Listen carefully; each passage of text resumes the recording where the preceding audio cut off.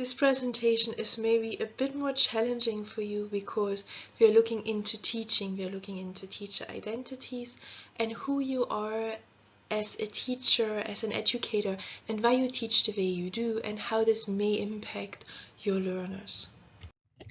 While I have split the discussion about teaching into 4 different elements as well, or 4 different dimensions, I've approached it slightly differently than the ones in learning. So the dimensions of learning, I looked at the actual aspects of how learning works. In teaching, I was creating more of a hierarchy of saying, okay, there are different levels of engagement in teaching. So there is, for instance, the theoretical levels. We have a lot of different theories on learning and teaching out there, and we've discussed some earlier on, such as social constructivism. But there are other things like cognitive dissonance, community of practice, creative learning and teaching. They're all theories that can impact your decision making on how you approach your pedagogy, how you approach your teaching. I wanted to highlight again that culture is that umbrella under which we all act, and within which a lot of our activities are framed. So they are framed by these values and norms we live by. And practice, I wanted to look into to think about well, how do you actually engage in your teaching? So are you undertaking what we call reflective practice? And it has a little bit to do with, am I looking over my own shoulder? Am I questioning what I am doing and why I am doing this? Are there specific reasons for why I want to undertake certain activities, or why I want to teach in a specific way? So there are things like looking into problem-based learning. So am I taking approaches like problem-based learning because I want to have a more student-centered, a more student-led approach to learning and in my teaching? Or am I using a more didactic approach, which in the English language means you're very much like giving a lecture, for instance, where you stand in front of the class and you talk at them? That would be considered a didactic approach, which is very instructional, based on the actual teacher, and the student is seen more as a recipient of information rather than a participant in information. And then the one thing that becomes quite a bit tricky, and this is where I want to talk about in a bit more detail, is teacher identities. So who am I as a teacher? Why am I a teacher? And am I authentic? Do I consider teaching as a performance, as a performative act? So these are things that can all impact on how we go about teaching, and how we think and how we plan our teaching.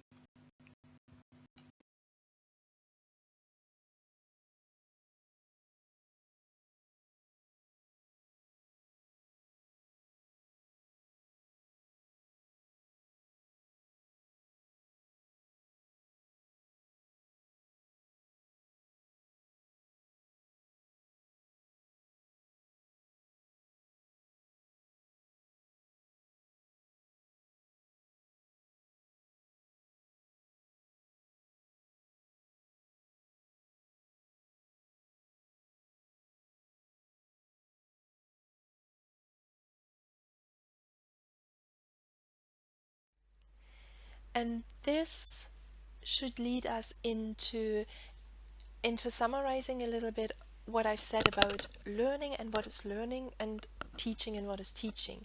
Learning and teaching are intrinsically linked, and I think this is something we need to keep in mind. It is sometimes really difficult if you want to explore your students' learning, and you kind of need to or want to dissect your own teaching from your students' learning, and that is near to impossible of a task to undertake and have valid data or reliable data. So, and an example for me, or a really good example for me to show how strongly teaching and learning are linked, is when you think about that feedback loop you have in a classroom.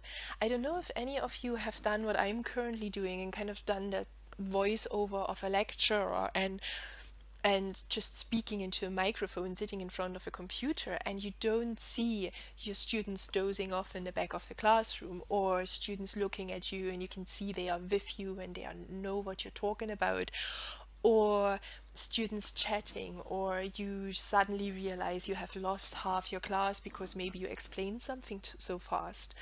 And when I did this recording the very first time, an online lecture the very first time, I really, really struggled with not having that feedback loop, and I realized how much I always rely on watching the classroom and watching the learners and saying, hey, where am I right now, and where are you right now, and are we still on the same page? And I think that also leads a little bit into thinking further of, when I'm in the classroom, how much of me do I actually show to my students? Who do they see? And how much do I want to share with my students of who I am? And I think this is something that can be quite challenging. And to some of you, it might feel like a significant risk to show more of you as a person, instead of being behind that role as an educator. And I remember we did a small research project in one of our colleges here.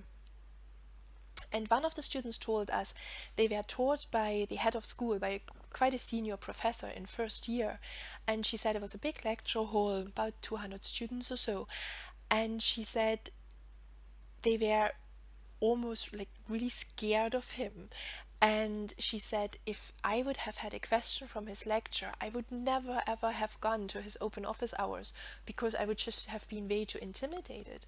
But she told us that this professor introduced himself, and he had a couple of slides at the beginning of his very first lecture about his dog and showing going hiking with his family. And she said, being able to see him as an actual human being, as a person, lowered that threshold for them. And they said after that they felt they could actually go to him and ask him questions, and they weren't scared anymore, because they realized, hey, it's a person, it's not just that big enigmatic role standing in front of us. And when we think about things like this, that leads us back to this, who do you want to be, or who do I want to be as an educator, and who am I as an educator? And if you're really lucky, that is matched. You are happy with who you are as a teacher, as an educator. And maybe you find that there is a bit of dissonance between who you are and who you want to be. So I had this conversation with a friend of mine, and she's a lecturer in another institution. And she was talking to me because my background is education, and she said, I've realized that my approach to teaching is actually really didactic. So I realized that I'm standing in front of the class and talking at them for most of the time.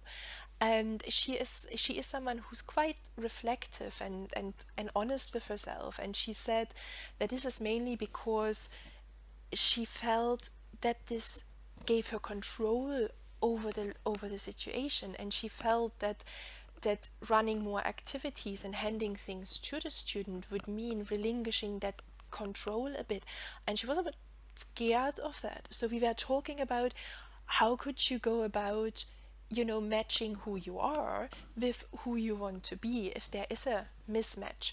And I have a couple of more practical tips in the following slide, so let's have a look at that.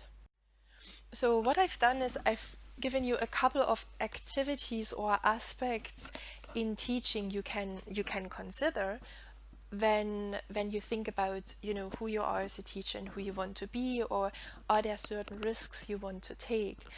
And I know I do have colleagues who are really, really uncomfortable in front of a lecture hall, and students have complained that these colleagues will stand with the back to them for a solid hour, sometimes even 2 hours, and not turn around once. Stand looking at the blackboard or looking at the whiteboard and handwrite. And if I'm talking to colleagues like that, a risk to take or a way of engaging the students a bit more would simply be occasionally turn around, smile at the students, move about the lecture hall a little bit while explaining instead of just standing with the back to the classroom. And that would be a small incremental change that would already make a big difference to the students, because looking at the students creates a bit of a connection, and it makes your students feel as if you see them, even if you stand in front of 200 students and you physically, literally cannot see all of them very well. But it gives the students that feeling of connecting.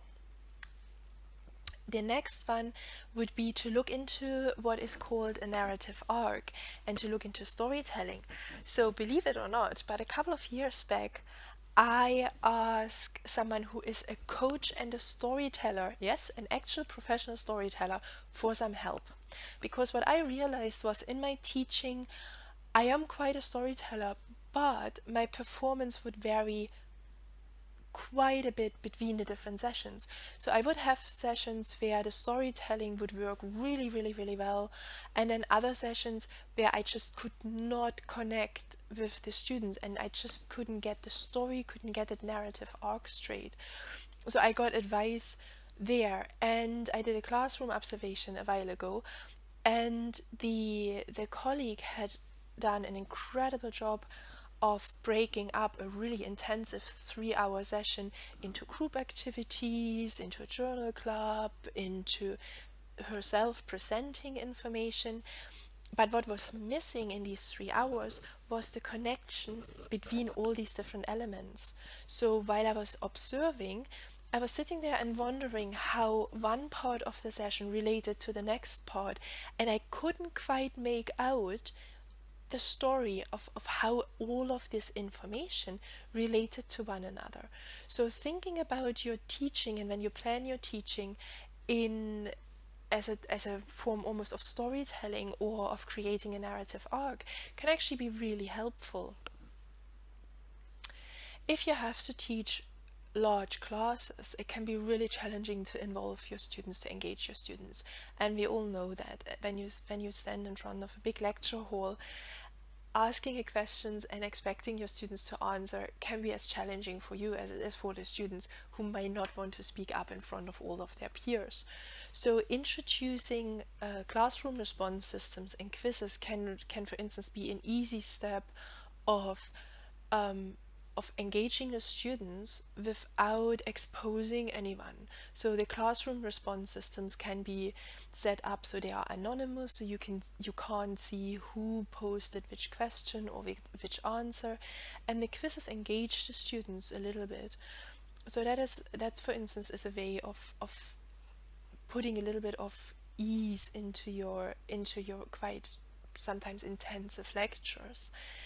You can also use small group activities within lecture halls, but that again is something where you need to feel confident that you can actually orchestrate a big room with running small group activities and then bring it all back together.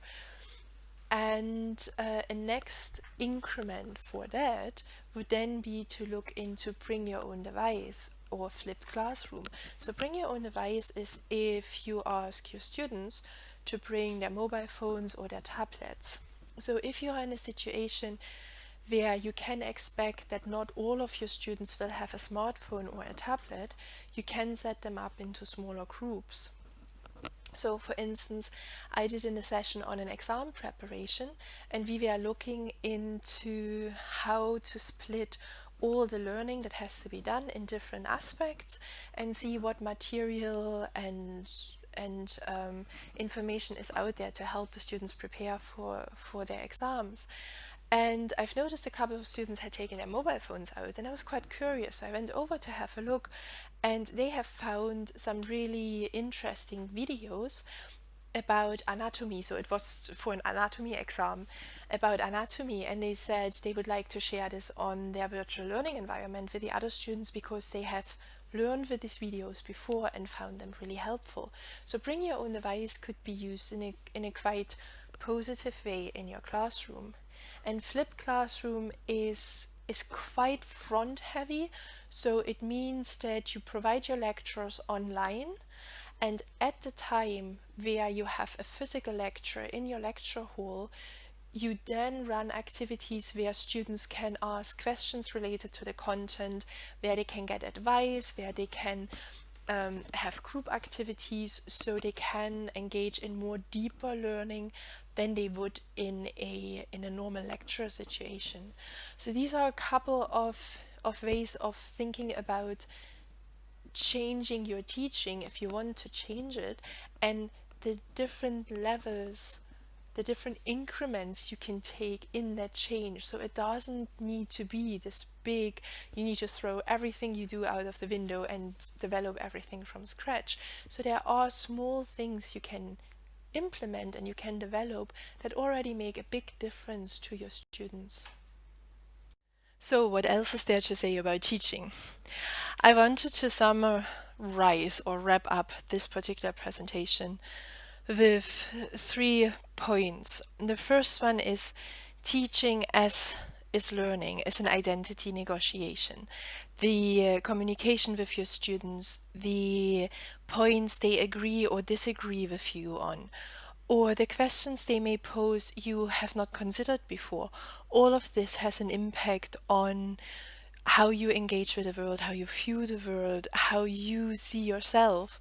And I have this photo of a thank you card as an example for that, because it was more a mentoring situation rather than a teaching situation. But to me, the things the mentee wrote were reassuring, and they were confirming how I saw myself as a mentor and what I aimed or strived to be as a mentor. And so that was a positive identity negotiation and a confirmation for me. And this is why I show this, to demonstrate that identity negotiation in teaching and learning. The second part is that understanding of learning as agency, as understanding the world surrounding, as an interaction with the world surrounding, and that is a constant negotiation and readjustment of who am I and where's my place in my environment. And the same counts for teachers. Because when we teach, we continue to learn, we continue to engage with new ideas, with new people, and every time we meet new people, there will be new challenges posed on our identities, and some of them will be positive and confirming, and others will be more challenging and questioning. So I have chosen a picture here of some of our PhD students who are involved in lunchtime gardening at the university gardens, and that is for me a kind of demonstration of that engagement, interaction with the world surrounding, and forming parts of the identities. And it was set up by our postgraduate department to help students, to help fight isolation during the PhD process and bring postgraduates together in some activities. And the last point I want to make, which goes very much in that whole line of identity negotiation, interaction with our environment, is the significance of learning spaces and how our engagement with these learning spaces also changes us. And this picture is the university library seen through some autumn leaves.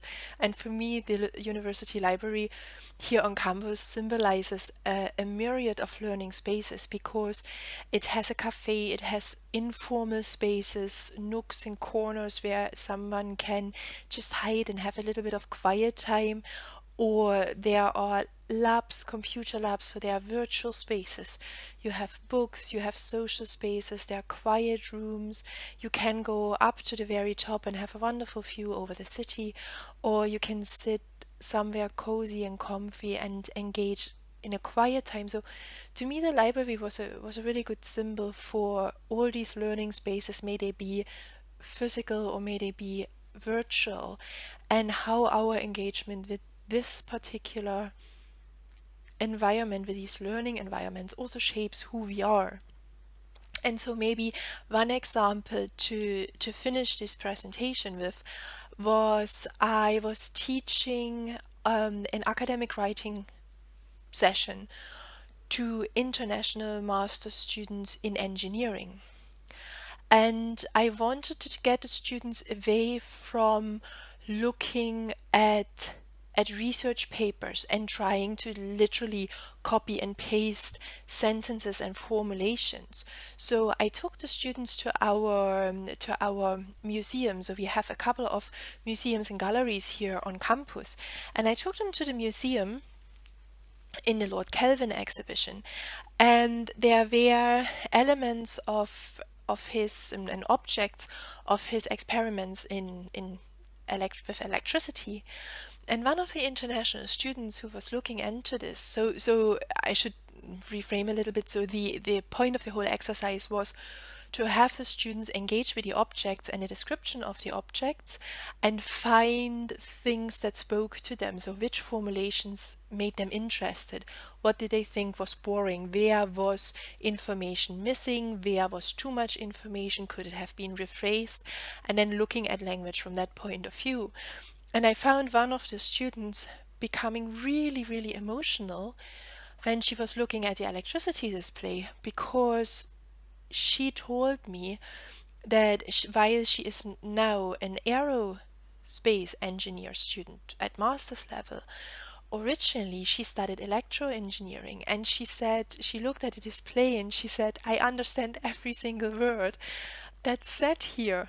This is my subject. And she became really emotional about it. And I think this is an example that shows how much our environment and the engagement with our environment actually impacts our identity negotiations. And that's something we shouldn't neglect when we are teaching our students. So, I hope the 3 presentations you just watched gave you a bit of an idea, of an overview of all the different things that could be involved in this whole process of learning and teaching. I hope you have understood that there is an intrinsic link between learning and teaching, and that we cannot just have a very clear cut and say, okay, this is teaching only, this is learning only, but that they are intrinsically linked.